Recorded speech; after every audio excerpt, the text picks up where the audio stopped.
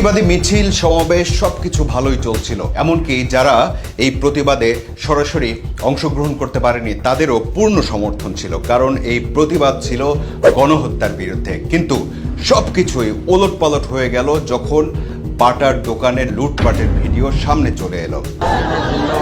কারণ সাধারণ মানুষ কোনোভাবেই এটাকে মেনে নিতে পারেনি।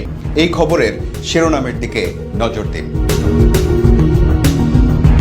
লুট করা জুতা বিক্রির জন্য ফেসবুকে পোস্ট দিয়েছে। এবার বলেন, হাসবেন নাকি কাঁদবেন? আচ্ছা, বাটা কোন দেশের পণ্য?